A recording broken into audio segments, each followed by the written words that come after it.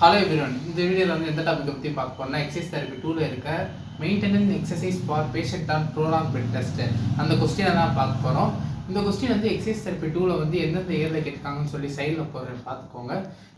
இந்த வீடியோவில் வர நோட்ஸ் வந்து நான் இன்ஸ்டாகிராமில் வந்து போஸ்ட் பண்ணியிருக்கேன். கீழே கமெண்ட் செக்ஷனில் வந்து லிங்க் இருக்குது. ஓகே, இப்போ நம்ம வந்து maintenance exercise for patient on ப்ரோலாங் bed டெஸ்ட்டை பற்றி பார்க்கலாம்.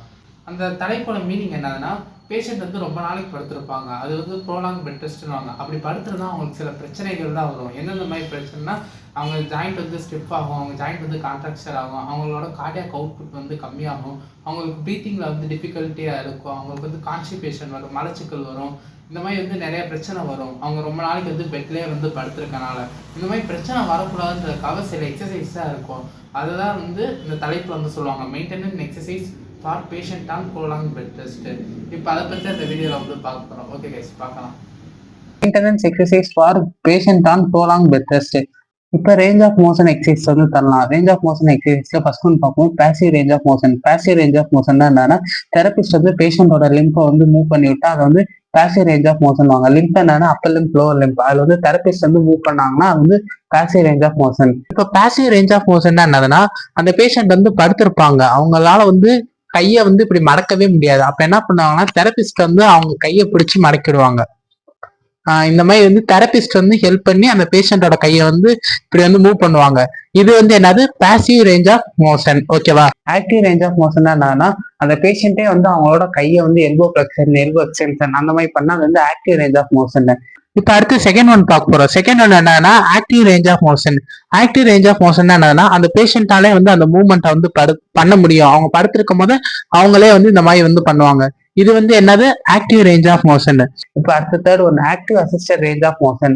Active assisted range of motion என்னன்னா, இப்போ ஃபார் எக்ஸாம்பிள் எல்போ ஜாயிண்ட் வந்து அவங்களால வந்து ஃபுல்லா வந்து ஃபிளெக்ஷன் வந்து பண்ண முடியலன்னு வச்சுக்கோங்களேன். அப்ப தெரபிஸ்ட் வந்து கொஞ்சம் வந்து ஹெல்ப் பண்ணுவாங்க. அதை வந்து என்னது, active assistive range of motion வாங்க. இப்போ வந்து தேர்ட் எக்ஸசைஸ் வந்து பார்க்க போறோம். தேர்ட் எக்ஸசைஸ் வந்து என்னன்னா, active assisted range of motion. Active assisted range of motion என்னன்னா, அந்த படுத்திருப்பாங்கள அவங்களால வந்து கொஞ்ச தூரம் வந்து கையை வந்து இவ்வளவு தூரம் கொண்டு வர முடியும். அடுத்து தெரபிஸ்டோட ஹெல்ப் மூலியமா அந்த ரேஞ்சை வந்து ஃபுல்லா வந்து கம்ப்ளீட் பண்ணுவாங்க. Active assisted range of motion என்னது, பேஷண்ட் அவங்களே பண்ணுவாங்க. அது வந்து ஆக்டிவ், அவங்க கொஞ்ச தூரம் கொண்டு போயிட்டாங்க, தெரபிஸ்ட் என்ன பண்ணுவாங்க, ரேஞ்ச் வந்து கம்ப்ளீட் பண்ணுவாங்க.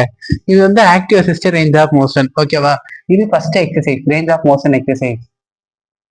இப்ப அடுத்து ஸ்ட்ரென்தனிங் எக்ஸசைஸ் வந்து பார்க்குறோம். இப்ப ஐசோமெட்ரிக் எக்ஸசைஸ் பார்க்குறோம். ஐசோமெட்ரிக் எக்ஸசைஸ் என்னதுன்னா, மசில் வந்து கான்ட்ராக்ட் ஆகும், எந்த ஒரு மூவ்மெண்ட்டுமே இல்லாம. அதுதான் வந்து ஐசோமெட்ரிக் எக்ஸசைஸ் வாங்க. Pressing a pillow between the knee. நம்ம நீங்க வந்து படுத்துக்கோங்க, படுத்துட்டு நடுவுல வந்து பில்லோ இல்லாட்டி பால் வச்சுக்கோங்க. பாலை வச்சு ரெண்டு நீயே வந்து ப்ரெஸ் பண்ணுங்களேன். அப்போ வந்து என்ன ஆகும்னா, மசில் வந்து கான்ட்ராக்ட் ஆகும், ஆனா எந்த ஒரு மூவ்மெண்ட்டும் இல்லாம. அதான் வந்து ஐசோமெட்ரிக் எக்ஸசைஸ் வாங்க. Resistance training. ரெசிஸ்டன்ஸ் ட்ரைனிங் தான் என்னதுன்னா, ஏதாச்சும் ஒரு கம்மியான வெயிட்டை வந்து எடுத்துட்டு அவங்கள வந்து அந்த எல்போ ஃபிளெக்ஷன் எக்ஸ்டென்ஷன் பண்ண வச்சா அது வந்து ரெசிஸ்டன்ஸ் ட்ரைனிங்காங்க. நான் எக்ஸாம்பிளுக்கு எல்போ ஜாயிண்ட் சொல்றேன். ஓகேவா? Using a light weight or resistant band. ஏதாச்சும் லைட் வெயிட் டபுள்ஸ் ஏதாச்சும் எடுத்துட்டு இல்லாட்டி வந்து ரெசிஸ்டன்ஸ் பேண்டை யூஸ் பண்ணி அவங்கள வந்து எக்ஸசைஸ் பண்ண வச்சா அது வந்து ரெசிஸ்டன்ட் ட்ரைனிங். இந்த ரெசிஸ்டன்ட் ட்ரைனிங் பண்றதுனால அவங்க வந்து ஸ்ட்ரென்தன் ஆகும் அந்த மாதிரி. அதனால இது வந்து ஸ்ட்ரென்தனிங் எக்ஸசைஸ்ன்றாங்க. Cardiovascular exercise. கார்டியோவாஸ்குலர் எக்ஸசைஸ் என்னதுன்னா, இந்த எக்ஸசைஸ் வந்து ஹார்ட் ரிலேட்டட் ஆனது.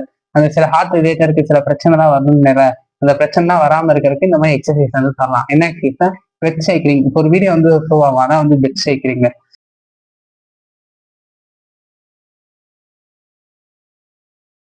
Seater marching. சீட்டர் மார்ச்சிங்னா என்னதுன்னா, நம்ம வந்து சேர்ல வந்து உட்காந்துட்டு நம்ம ரெண்டோட நீயை வந்து மாத்தி மாத்தி வந்து லிஃப்ட் பண்ணணும். இதெல்லாம் வந்து சீட்டர் மார்ச்சிங் வாங்க.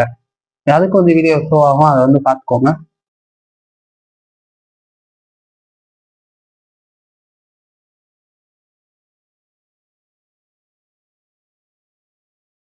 இப்போ ரெஸ்பிரேட்டரி எக்ஸசைஸ் பார்க்க போறோம். ரெஸ்பிரேட்டரி எக்ஸசைஸ் என்னன்னா, deep breathing exercise, incentive isometry. Breathing exercise வந்து நம்ம வந்து எக்ஸசைஸ் தெரபி 2ல வந்து ஒரு லெசனே இருக்கு. அந்த லெசன் படிச்சா உங்களுக்கு வந்து தெரிஞ்சிடும் எப்படி வந்து பிரீத்திங் எக்ஸசைஸ் வந்து கொடுக்குறாங்கன்னு. அந்த பிரீத்திங் எக்ஸசைஸ் வந்து பேஷண்ட்டுக்கு வந்து தருவாங்க, டீப் பிரீத்திங் எக்ஸசைஸ். அடுத்து இன்சென்டிவ் ஸ்பைரோமெட்ரி. இன்சென்டிவ் ஸ்பைரோமெட்ரி தான் என்னன்னா, ஒரு டிவைஸ் மாதிரி இருக்கும். அந்த டிவைஸ்ல வந்து நிறைய பால்ஸா இருக்கும்.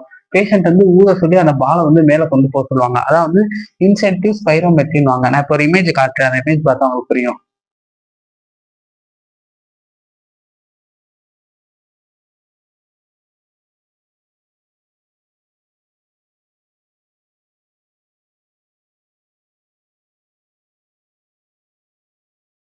அடுத்து ஃபிளெக்சிபிலிட்டி அண்ட் ஸ்ட்ரெச்சிங் எக்ஸசைஸ்.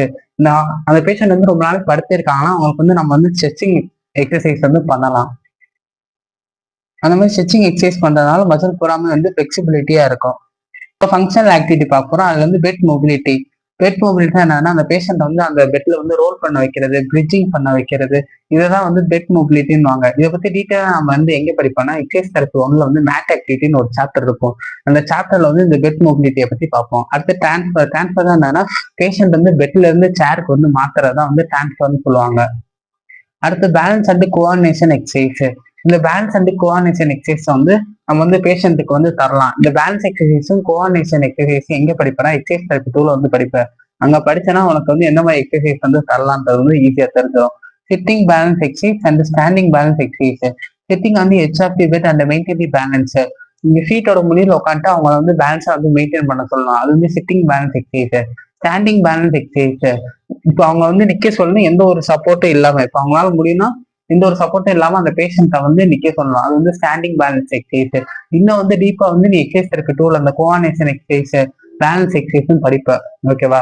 இப்போ வந்து இந்த எத்தனை எக்ஸசைஸ் இருக்கு, என்னென்ன எக்ஸசைஸ்ன்னு இப்போ பார்த்துருவோம். ஒரு தடவை ரீகால் பண்ணிடுவோம்.